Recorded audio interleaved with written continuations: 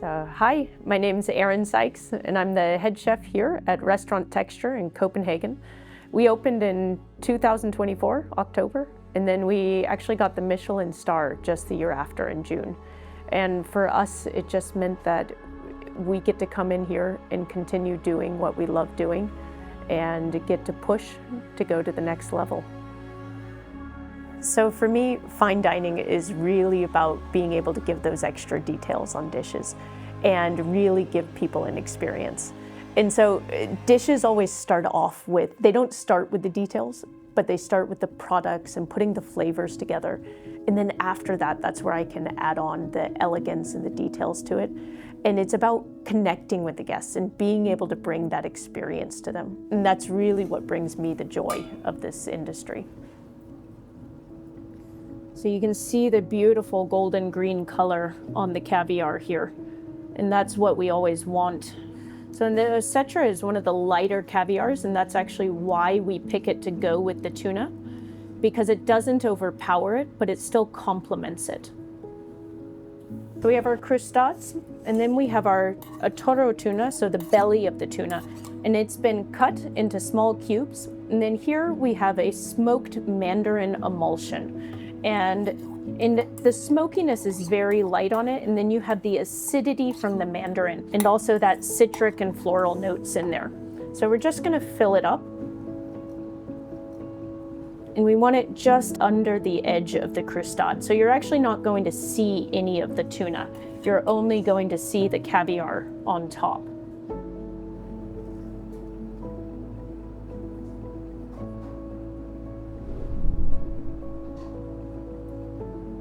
And we'll just try to smooth it out so we get the caviar all the way around, so it's covering the tuna, and so it also meets the edges of the croustade.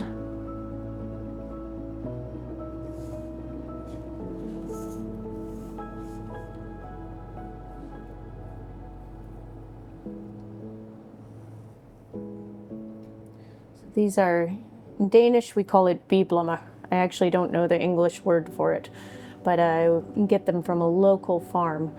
And so it just adds that nice pop of color to it, but also a freshness that you otherwise wouldn't have.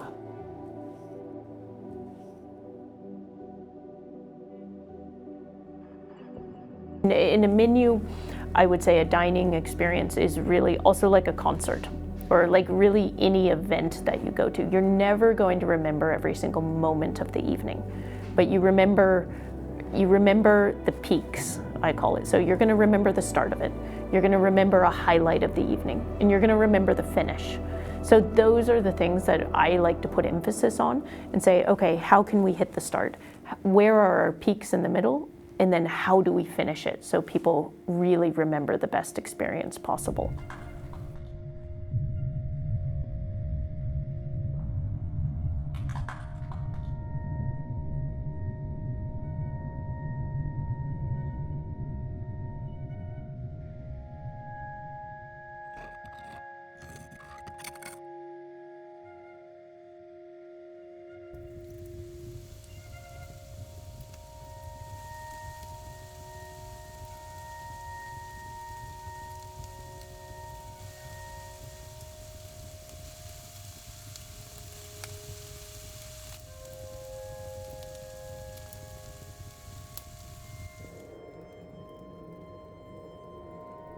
So for me, I love working with seafood, and I also love working with vegetables. If I work with whole animals, which I also do love, I actually like to use the whole animal instead of just parts of the animal. But here in our restaurant right now, we're such a small place, so I'm not actually able to work with whole animals, so that's more or less why we keep it to seafood menu and to seasonal vegetables. And then within that, I really love working with the best of the best. So whether it's the best seafood that's in season or the caviar that we use, I always want to work with the best products. And for me, it's the flavor that shines through on it. It's the texture that shines through, the freshness of the flowers and the herbs. And that's the most important thing, is the quality.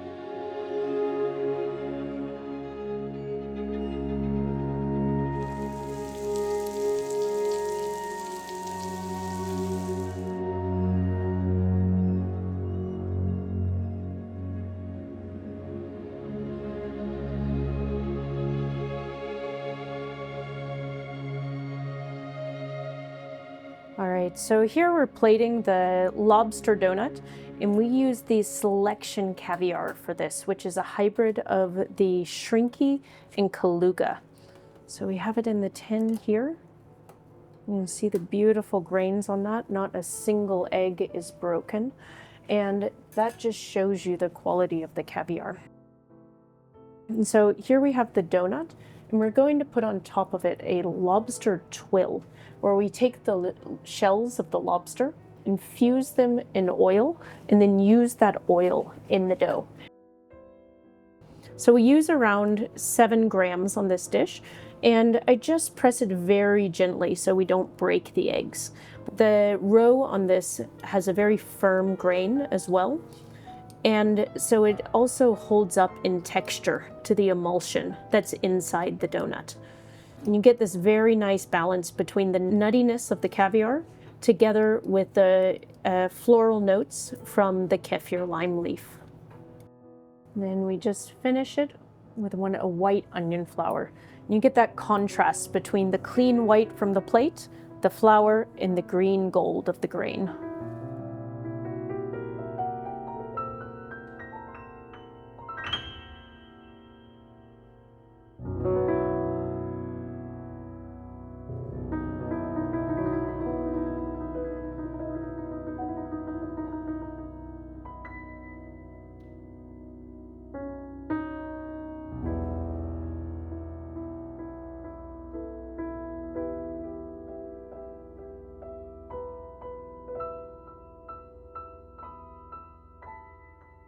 So for me, when creating a dish, of course, it's all about flavor and taste.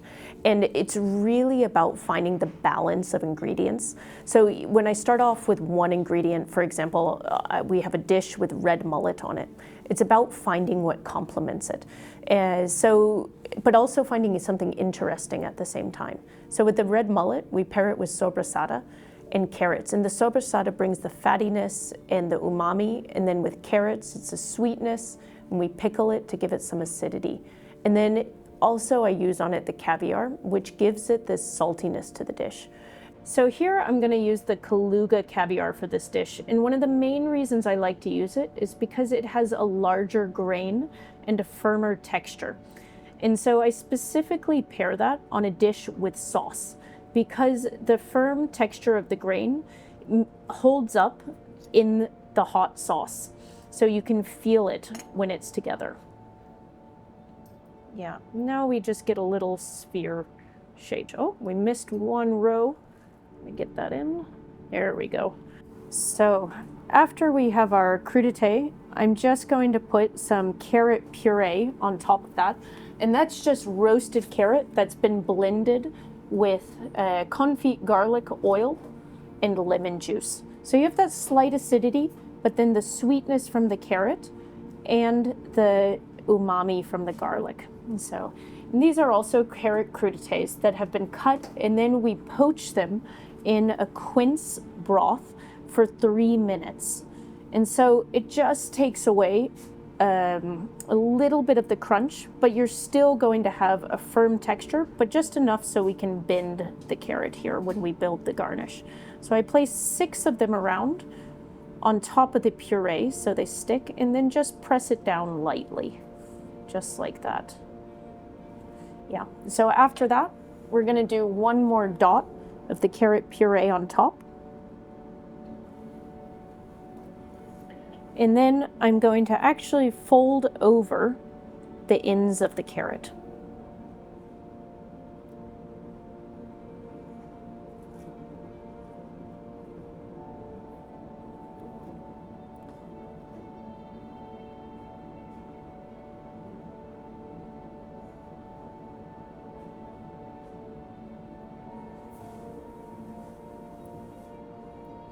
And that last one there. And just make sure that they're nicely, evenly spaced. We're going to add on the herbs that we picked earlier, and I'm starting with the wild watercress here. And so what we're going to do, we're going to move in a clockwise direction and going every opposite space. And then we're going to go with the chickweed. And so it's going to go in the opposite of the watercress. And so we'll just place it in there.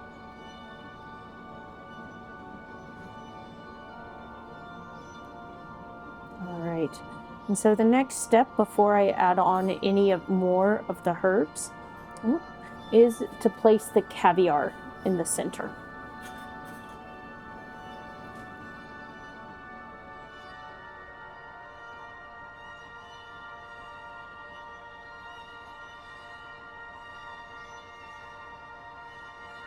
Okay, so we're going to put a few more herbs around here, and we just want to build up a nice little garden around it.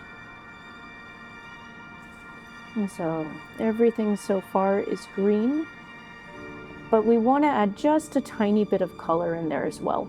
So that's where I take the Taguita's leaves, but I'm still going to hide them just under. So it's going to be that pop of color in the background. So then we're going to add our yarrow onto it. It's going to be one of the final things that you taste, but also when you're working with the saltiness from the caviar and sweetness from the carrot, the herbal notes from the thyme is what helps to lift it. And then lastly, we're going to add our wasabi flowers, and we're going to add it just in a place right at the top where there's no herbs yet. So lastly, I just mixed the garnish with a little bit of the same quince broth that it's poached in. So it just gives this look of freshness to it, and of course a tiny bit of acidity and sweetness.